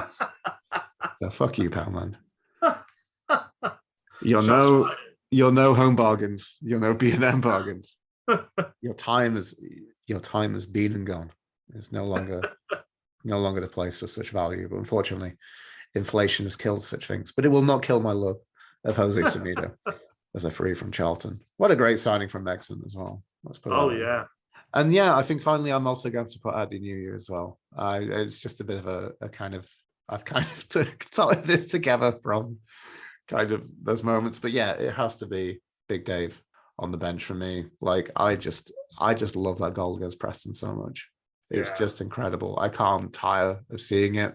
And even when it kind of pops up on one of those retro Twitter goal accounts. Yeah. And and they will pretty much just go and say what we were all saying is remember those, Yes. remember that minute where Abby knew you just thought he was Lionel Messi. Became the greatest player that's ever lived. Yeah, exactly. And I also loved his one against Leeds in the snow is a real sweet effort. That's beautiful as well, because the snow adds such an element of piquancy to that one, doesn't it? It's a real Actua soccer. Look, when you step on the snow, it's the lines stay in the snow. That's it. We've got a weather system in the game. when a slide tackles miles away from the ball and completely misses everything. New You's kind of like a fantasy for all of us, I think. I think if we all being a lanky, charismatic Eastern European striker, we'd want to be at the New You. But then there's situations where you're like, oh yeah, if I was transpired, like if I had a Freaky Friday where I became at the New You, like I'd forget how to use my limbs as well. There are times like just there's that quality to everything. Yeah. What's that goal he scored against Bournemouth where like it's either Bournemouth or Reading or maybe it's Watford. It was an end of season kind of dead rubber game. Oh yeah. And he kind of just pissed on their chips and he thumped it down into the floor and it bounced over the keeper. Yes. It's wonderful. Like there's moments of like, how did you get that level of invention? And I think it's just because I think he just thinks differently. Yeah. And just wonderful. Such a player who's loved. Like everybody at the club loved Adi New. Yeah. I'm trying to work out, I'm just going to have a quick look how many games he played for us because he played 242 games for us. Wow. And I still could not tell you if he was left or right footed. Exactly. And possibly not in a good way. I think he took the penalties with his right foot. So maybe he was naturally right footed. But yeah, it was, what a guy. What a guy. And hated being called Big Dave, but we still insist. Yeah. Do you want to do favourite manager or do you want to just move along to least favourite 11? Let's just move on to least favourite 11, I think. Okay. Should we do the same again? Do you want me to lead? Do you want me to lead? Do you want me to start this time? Dance? We can have the opposite because that means you can close the... That sounds good. Yeah, let's do that. That seems fair. So I'll do one to start and then you do the next two. That's right, isn't it? Mm-hmm. Okay. Also gone for 4-4-2 for the worst 11 or least favourite 11. For my goalkeeper, I've gone for this. We had lots of good goalkeepers. We've also had quite a lot of bad goalkeepers. So this was a hotly contested slot in my worst 11. Oh, I get it, Rich. I've gone for Paul Gallagher. The only goalie I've ever seen lobbed on his line, and it happened to him more than once in his 12 Wednesday appearances. I think just purely too short to be a goalkeeper. I think at some level that's not a job for you. You should find something else to do. And Paul somehow managed to cobble together a career, mostly at the top level of football, but his time at Wednesday was dire. And yes, twice lobbed on his line. The ball managed to get between his head and his hands and the crossbar and go in, which just feels like on a base level just should not be allowed to happen. Terrible. Could have been Brad Jones, could have been Ola Tidman. It ended up being Paul Gallagher. Oh, see, this is I think the moments where I really rue my lack of Wednesday career. I've shone very brightly in very short periods. I think my Wednesday obsession. I've gone for Joe Wildsmith. I said I think he has to win that competition of who is the chunkiest academy goalkeeper who talks a big game about wanting a chance, gets a whopping contract, and then pays us back poorly. Aaron Jameson was decent, and I'm unsure where his career went. Richard O'Donnell was passable and has made an honest lower league career for himself. And Cameron Dawson has generally had a decent patch in between spells of dog dirt. Wildsmith has had one big game under the lights against Man City as a wafer-thin piece of ham in an overwhelming crusty Netto brand sandwich where the slices are whole, pasty, God-forbidden loaves. I'm glad he's gone. And I hope Derby managed to get over financial issues to sign him so he can shit the bed against us to pay us back for how terrible he's doing. Imagine if he has a good game at Hillsborough. I mean, it's probably not going to happen, but Imagine. Right back, I'm going with Moses Odebajo. Now, I tried my darndest to defend him, but maybe that was more defense than he ever needed and probably more defending than he ever gave us. Miraculous at just how much of a clanger he had him at all times. Also, how promising and loved he was at Hull, and then just a boo-boo making high-fiving dolt for Wednesday. Disastrous signing. Very good. See, now I'm reconsidering my right back, but I struggled with right back. I've got to be honest. So I've gone for a bit of a tangential offering. I've gone for poor old Jermaine Johnson when he was forced to play right back by Brian Laws. That's very good. Yeah. I have big memory. Sorry. Let me. It's okay. I'll go you please go for it. But it's the desperate act of Brian Laws to play a man with no defensive qualities at all out of position did not pay off. And truly one of the worst defensive appearances I've ever seen by anyone. Not his fault, but he earned his place in this least favourite 11. That was a rare occasion that I was at. That was like one of my early coming back from sabbatical games. And I also remember strongly like the image in the Star, the photo of Brian Laws consoling a tearful JJ. Oh, it was nightmarish stuff, wasn't it? Yeah, it was bad. I do remember that. It was pretty bad. Yeah. For my first centre-back, this really is a rogues gallery. A centre-back and midfield could have really filled 2 or 3 times over, I think, with some over. I've gone for Martin Taylor. So much expectation, tears from Watford fans that he was leaving, but absolutely brutal to watch in a Wednesday shirt. Brought in as a big man captain and just never, ever got anywhere near to seizing that mantle. A total disaster from start to finish. Absolutely awful. And his backwards header that when he was like 30 feet from the goal that played just sticks him, honestly a nightmare that plays in my mind is his kind of blind header backwards to the goalkeeper that was just never ever going to get there and resulted in a goal being given away. Terrible, awful. What a bad player he was. Over to you. Over to me. I'm going to do both centre backs now. So first centre back, Now, we've had a wealth of chunky latter career centre-backs. In some senses, it feels harsh to include Cockney bald boy Darren Pearce. Yes. But it may have had a link with another addition to come on this list, and there's a stretch of our resources to accommodate a new signing that ended staggeringly in relegation and disaster.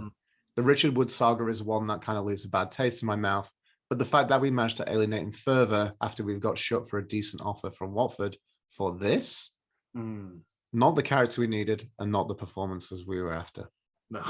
No. My second centre-back is one that's already been mentioned. It is Martin Taylor. Hey. Once again, it's another chunky latter career centre-back who we probably ruined. He took the popular pathway from Watford to Wednesday, and somehow we managed to break him rather quickly, with him dislocating all his bones at the same time in a performance against Bolton, I believe. Yes. I've said this before, but I recall an Alstott poster who was friends with a Watford fan who was having a phone call with his dad that Taylor had left. Somehow they spent the next 5 minutes in silence mourning the loss of their defensive stalwart. Bizarre. Also bizarre to look into Martin Taylor as well, Rich, to add to this. Yeah. Do you remember this? He played about 12 times for Wednesday in that first season. Yeah. The second season of his contract, he didn't play at all for Wednesday. He went on loan to Brentford and miraculously scored twice in five occasions. Wow. And then came back and then basically saw out his contract and retired. Dear me. Just remarkably poor. Remarkably poor stuff. Yeah, terrible. For my part, I'm partnering Taylor with Michael Morrison. Yes. Fake hard man, but somehow managed to haunt us in future years by actually being all right for other teams. Just especially goading that he seemed to have a good career prior to Wednesday. We could have been kind of his big move and a big chance for him to make a name for himself, and he was just truly awful. Left with a bad taste in everybody's mouth. He doesn't seem to like Wednesday, and the feeling is mutual. For my left back, I've gone for Zigor Aranaldi. Played 99 minutes across 2 games for Sheffield Wednesday. He made his debut in a 1-0 loss to Huddersfield, and then came on at halftime versus Tranmere in the next game, and was sent off in the 54th minute for elbowing his opponent. Just woeful. Just weirdly drafted in late. It was kind of, there's that deadline day for signing free transfers towards the end of the season. He was like a deadline day free transfer, and just truly terrible. Really, really bad. Seems to have had a kind of okay career prior to that and afterwards, but a real embarrassment of a Wednesday player was Zigor Aranaldi. And with me, I'm going to break us off with the left back. Now, this is actually the last slot that I had to fill, which is incredible, as left back has been a position that's been notably problematic and poor for a good while for Sheffield Wednesday. So I ended up with Peter Gilbert. I actually feel a lot of this one down to how much he is hated by the Wednesdayites of the period. Also, comedy extra points for why did we never sell him to Plymouth for buttons, only for him to not feature for us at all and then basically leave the club on a free transfer. Yeah. In the few occasions I saw him play, wasn't particularly good, though I admit I enjoyed the malice towards him as being terrible. Weirdly, I do remember him being all right as the left. There was a really strange occasion where we had played, rare in this day, in that day and age, 3 at the back, and he was quite good as the left-sided centre-back. But really terrible as a left-back for us, absolutely. Right wing, I'm gone for a man who always thought he'd play for Wednesday as a Wednesdayite, and somehow he waited out like he was Jamie fucking Vardy to roll up and rock up on a retirement wedge and just be the slowest thing ever. That's Chris Sedgwick. Greatly ironic that he's christened the Yorkshire Express by Rotherham fans at the beginning of his career. Maybe back then he wasn't running like he was pulling a kid's train at Flamingo Land, one that somehow takes a detour through a bog of molasses. Just a reminder that times are long gone and we're doing much better, even in this tier with other talents, but I will defend Gary Teal to the ends of this earth. At least he had some assists and wasn't complete dogger like Sedge. Fair. For my right wing, again, this is a bit of a stretch, but I had some characters that really needed to be in this squad, and maybe some areas were overstocked. I've gone for Tom Sawers as my right wing. Yes, you did. Few people so thoroughly embodied the sleepwalk to relegation that was the 2009-2010 season for Sheffield Wednesday, like Tom Sawers. Just a thoroughly disheartening human being.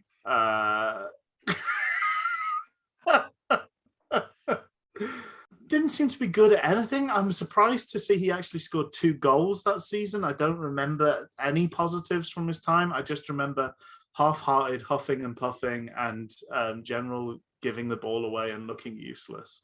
Played right wing at times, played centre midfield at times, was terrible in all of them.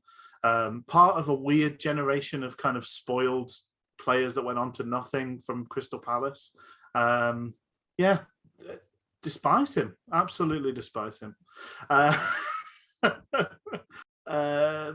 My first central midfielder, I'm going to go for Darren Potter. I've called him Crabman.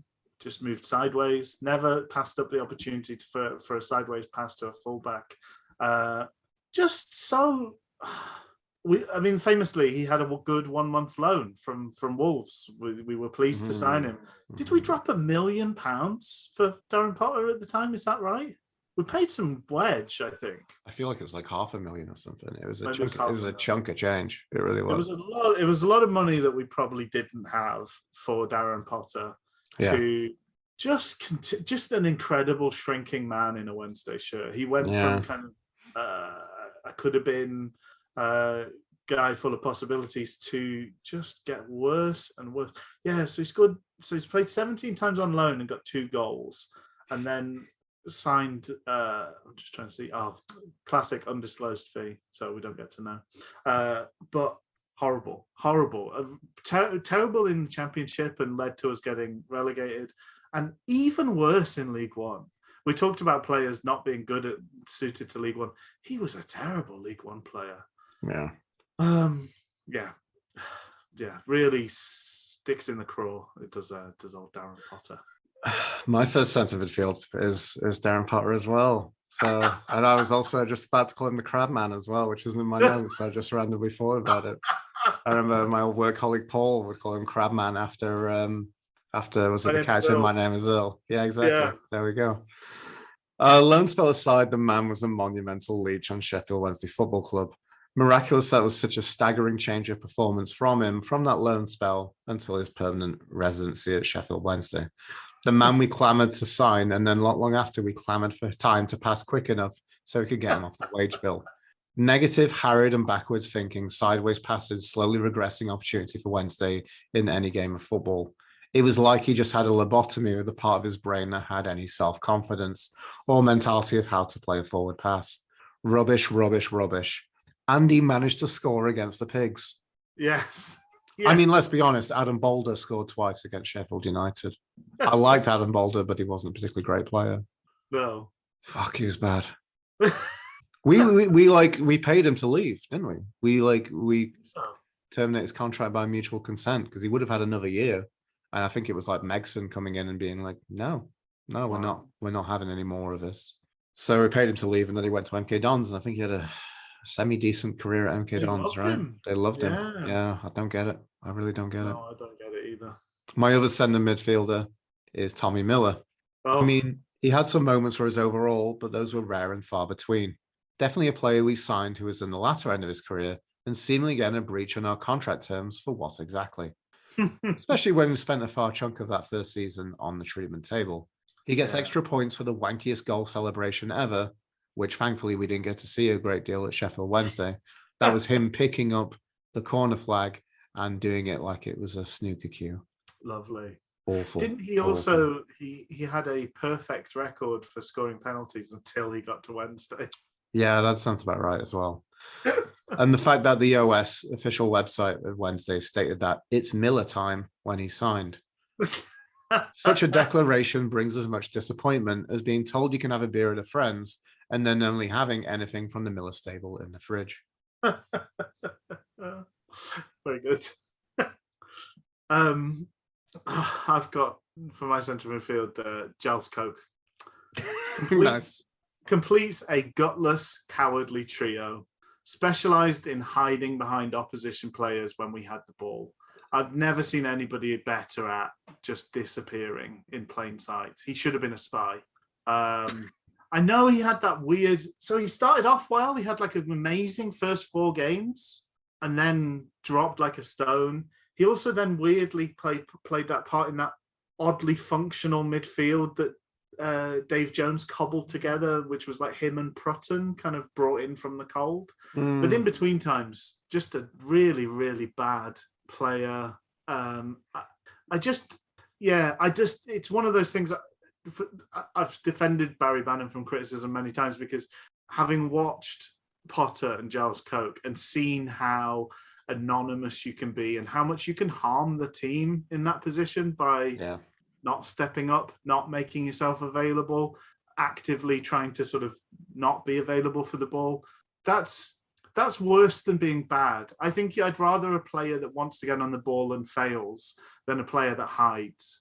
And Giles Coke, I just distinctly remember hiding in games. And I just can't stand for that cowardice. I think you got the kind of hard work is kind of the given bit that we want to see, and then abilities next. But to have the ability and to kind of actively hurt the team, I just couldn't stand seeing it.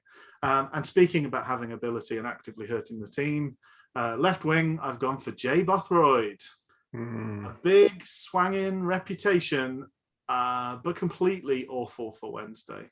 He was our big earmark showpiece signing. He had a tattoo that said "love" made out of guns and grenades, and just an awful big time Charlie, and completely indicative of Jones's mismanagement of that promotion team. Somehow he managed to ride that wave and get that 13-game win streak, which got us up. But I don't think he ever really understood what the heart of that team and why it worked. And it showed once we got up and sort of he started spending some money, and it just went from being a team that was full of heart and got what being a Wednesday player was about to a team of mercenaries. And I guess Dave Jones was a mercenary in his way. And nobody was the kind of poster boy for being a footballing mercenary like Jay Bothroyd was. He well and truly owned it. Mm-hmm. Over to me for left wing. I've gone for Wade Small. Oh! Will probably always be remembered for his Wade Small, Luke. He was indeed. He'll probably always be remembered for his lack of tracking back, a la Mendes Lang, for conceded a goal against some team. I can't even remember who it was. I recall him also being diddy, lightweight, and poor as a winger. Maybe someone who would draw more apathy than Aya, but not a good winger. And I've seen Chris Sedgwick. Very good. Going to my striker berth, and we're Rich and I, Patico. The same mentality. I've gone for Jay Bothroyd. Now, given that mainly most of what I remember from was a decent spell in a live Sky Sports game, was that against Leeds, I think? Yeah. And was that also the Chris Kirkland assault one as well? So I think it was, wasn't it? Yeah, because they hated Dave Jones. Fucking Leeds, worst fucking people in the world. Yeah. Then maybe he can be deemed a touch harsh by certain standards to put him in this lineup. And also, I do want to put some shit on his door for the fact that I bought a poutine to celebrate us signing him. I remember it. Not that the poutine was bad. The poutine was amazing. It was a Smokes Poutineery Hogtown poutine that had grilled onions, mushrooms, bacon, and sausage. I love that poutine very dearly, and buying a large one for great expense and then giving the leftovers a hearty nuke in the microwave. By the way, folks, it reheats really well. But enough talk about delicious food. He was just not worthy of such a celebration. Staggering how little return on such an expensive loan signing. I went to write pour and finish up on my phone, and somehow my fingers blurted out poo instead. Very good. It felt like there was an abundance of choices at centre forwards, which is why Jay Bothroyd ended up. I think he occasionally played left wing. He did it at times. That's why he got shuffled in there. I've gone for my first one, Francis Jeffers. The Wednesday story in a nutshell. Spending what little money we have or don't have on a gamble that absolutely doesn't pay off. I believe he cost £750,000 when we did not have that sort of money to throw around. And there was just so little payoff. He was thoroughly broken from the moment he walked in the door, and got more broken over time. And then I think by the time he left us, was basically that there was nothing left of his ankles. Just terrible. Amazingly, people sort of convinced themselves they could see that he was doing things. It's the runs he's not making that are really the telling ones. It was other people's fault that Jeffers was not good. But no, it was Jeffers' fault. Jeffers was bad. His strike partner, you could say almost all of the same things about. John Rhodes. A profoundly sad episode in his life and the life of Sheffield Wednesday. A once swaggering, cocksure gunslinger arrived timid and broken and never really improved. There are few things that have disappointed me more than finally getting Jordan Rhodes after so many nearlies and him just being so bad, so broken. It's almost a little bit, it's a bit like, this is really strange. I'm sorry. I wish I hadn't done this as a thing, but it's a bit like with Jenny and Forrest Gump. And sort of by the time he's always loved Jenny, and by the time he got Jenny, she was just so broken and gone. And it's like that. We were the Forrest Gump. He was the Jenny. By the time she came home to us, there was nothing left to love, unfortunately. Yeah, I would also, just to interject here, Rich, I was going to use a comparison. I think I've made this analogy before. It's Abby in Broad City. Oh yes. Finally getting to sleep with Jeremy, and then Jeremy pulls out the pegging as well. Yes. It's just having, idolizing someone and having that idyllic lens of looking at them lovingly, and then having that all shattered in a kind of pivotal moment. And maybe actually, I think unfortunately maybe it's true that media and romantic comedies have kind of told us this happens, and we went and did it. We went and did it. Yeah. So that completes my least favorite 11. Oh, I wish I'd gone for Jordan Rhodes, I'm going to be honest with you. But my last one, I think I'm going to go with Warren Feeney. Wow, yes. So how good were those 13 minutes? They weren't at all. They weren't terrible, but a lot of weight has to be given to a striker signing who probably lasted as long as eating a McDonald's. It shows a staggering level of waste that has to be directed at him, unfortunately. Why didn't he ever show any progress to get over that tough 13-minute mark? Maybe it's because he wasn't very good at all. Very good. Someone who was very, very close for me striker-wise was David Graham, who's just as very similar kind of he'd had one good season a while ago and we took the gamble on him, and then Stevie May. There's just so many strikers that just led us down so awfully. We're like that girl, that sort of drama queen girl that loves bad boys and is constantly surprised that the bad boys then do the dirty on her, but with half-arsed strikers. We never learn our lesson. Okay, well, there we go. That's least favorite 11s. Just for the passing sort of mention, my favorite manager was Sturrock. My least favorite Pulis. Interesting. I'd go most favorite. I'd go Carlos. Nice. Yeah. And least favorite, I'd go Pulis as well. Yeah. The thing I'd say about Pulis was, I didn't really make any notes about this, but the thing I'd say about Pulis is I don't know, a broken clock's right more than Tony Pulis was. It's just so disappointing. We never got to see any of that. No. Any, if anything, it would ever been any good. There was not one game. No. Maybe that game against Norwich, which we lost. Oh, yeah. We still lost. We needed points and we lost it, All we did was give him a nice retirement payoff. Yeah, pretty much.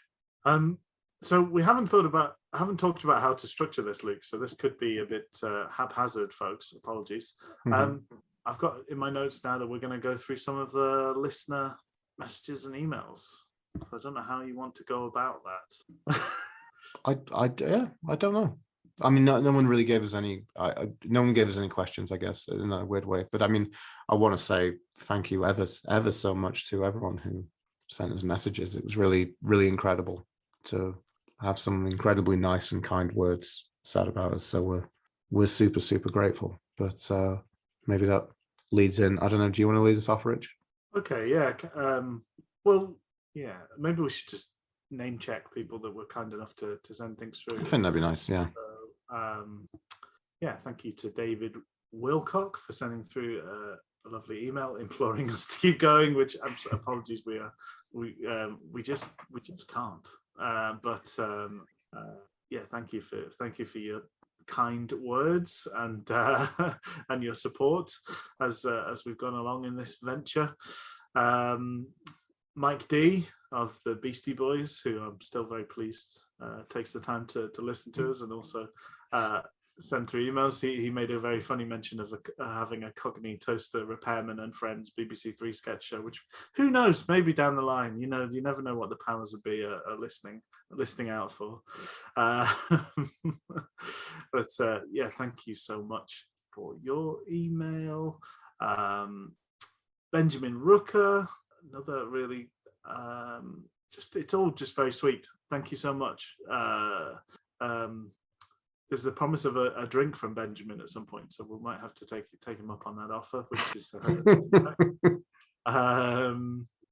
David Holdaway, extremely sweet message. I'm also really pleased that people seem to really have enjoyed the interview podcasts over the last couple of weeks, because it's they were really nice to do. I think we're really proud of them. And we're going to talk a little bit about our favourite moments from the podcast, but for me, those have been some of the things that we've particularly enjoyed. Ian Hodgson, been listening since episode 1. Thank you so much. As I said earlier, you're mad, but I like the way that you're mad. From New Zealand as well. Luke, we've consistently been one of the top 50 soccer podcasts in the Philippines for the past couple of years. So maybe that'll be one of the things we do, is just like a little tour around the odd locations that the podcast has been picked up in and reporting back to folks. Will Rennick, actually an email that made me cry reading, so thank you so much. And the comparison to Richard Herring and Stuart Lee could not have been kinder. To two people that I absolutely idolise as a duo and separately. So thank you so much. And in Richard Herring's terms, one of the absolute godfathers of podcasting. So yeah, really appreciate that. On Twitter, there was mentions from Matt Henshaw. He's going to keep the theme tune as his ringtone, which is great. Hopefully we'll be in the same vicinity and it'll just be really discordant to hear the Different Gravy theme tune blasting out of somebody's phone. That would be great. Aaron Johnson, very, very sweet message. Thank you so much. Enjoying the sort of laughs through the years and maybe helping him with his own headspace. It's definitely helped with our headspace, so we appreciate that fact is that sentiment is echoed. And then the reply, I struggle with, I don't know whether it's because I'm getting old, but Twitter doesn't seem to work so well. But thanks for Dan Fudge sending through a positive message. Thanks to M. A lot of thanks to Em. That was really sweet to hear. That was a lovely tweet that she put out. And I also love the comparison that would sound like two friends chatting shit at a sleepover, which is a wonderful little image. Yes. If I ever need it, I wish I had that image of that level of coziness. But I'm glad that we put that across. Thank you. I mean, frequently one or other of us have been in our pajamas, so that's that's fair. I am wearing like joggers that are inside. There you go. Inside house joggers. RN. Anything else to pick up there? Oh, a few other things. So Novelty Islands was a beautiful, sweet message. Kev said something incredibly sweet as well. Referencing, is it W.H. Auden? Is it the funeral kind of poem? Pour away the ocean, sweep up the wood, for nothing there can come to no good. Two Nows as well. Also, Mark. Did we mention Mark Etchers? Yes, should mention Mark. Yeah, apologies. Rocket Owl and Bill as well. So it was giving us a lot of sweet messages over the thank you so much over the period. Thank you. and I hope you can tell it's not a decision we've taken lightly to reach as the fact we've been blubbering messes through most of the today's offering. Do you want to just quickly run through some highlights of the time making the podcast? Any sort of favorite memories or episodes or bits that have stood out through the years? Oh, you know, I love the special episodes. I've loved this one. I've loved. I don't know if it comes across very well, but I don't know if people can tell, but I really enjoyed writing bits.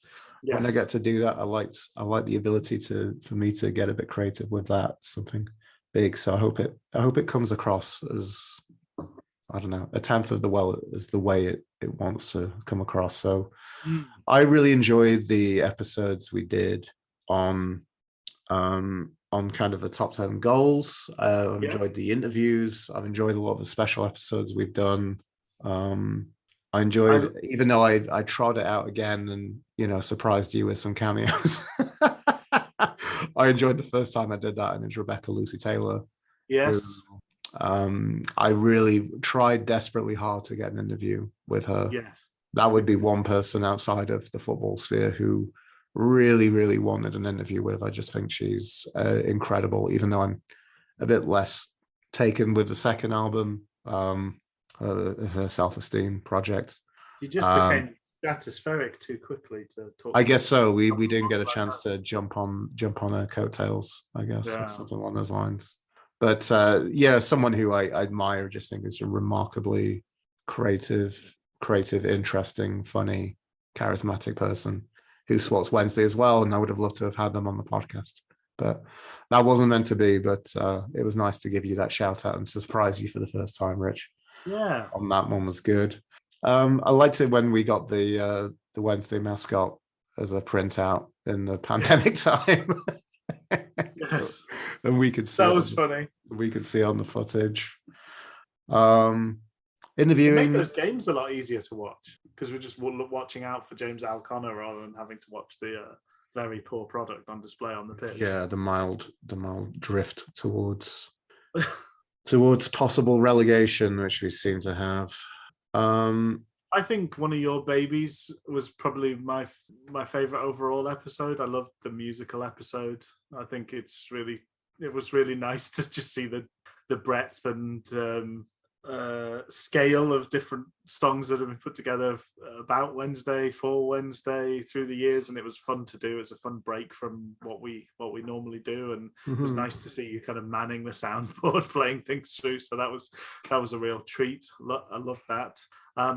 Similarly, I've enjoyed all the interview episodes. In a way, it might have been interesting to do, and maybe in the future, if there is episodes in the future, it might be more along those lines. But I love talking to Matt Exton about. Yes, thank you. I apologize. I was about to try and bring up, and I forgot Matt's surname, so I apologize. But that was really nice. Yeah, and the last couple of weeks with the interviews of Suze and your dad as well have been really great. I just like those moments when we're able to stretch our legs and do something a bit sort of out of the ordinary. I've also loved the interactions where people have kind of picked up on things, where there was a mention of the Cockney toaster repairman, like those moments when things that, because you and I just sit on a Zoom call and talk, and it's hard. We're not very conscious. I think that's one of the nice things. We're not conscious of the fact often there's a wider audience, but those moments when the audience has reacted to things that have been in the podcast have always been enjoyable. I've just picked out a couple of those that stood out. There was the Air I Author being made reality, kind of, by Lord Hillsborough's, yeah. And apologies because I haven't got the name of the person that did it, so apologies for this. But also Stephen Fletcher's Gooch candle becoming a reality as well. That was Mike D, wasn't it? I believe. Was it Mike D? Yeah. So that was just those things like that, where it's just like, this is just something silly that we kind of came up with in the moment, and then to sort of see it made life was got a real kick out of. And just to kind of have a broader spectrum on things, I think the fact that nearly always, regardless of results, league position, etc. I tend to always feel much better after we've talked it through and talked together, and it's testament to hopefully the camaraderie we share, but also the efforts and things that you've put into the whole podcast, and it's been an absolute pleasure. Thank you, Rich. I feel the same.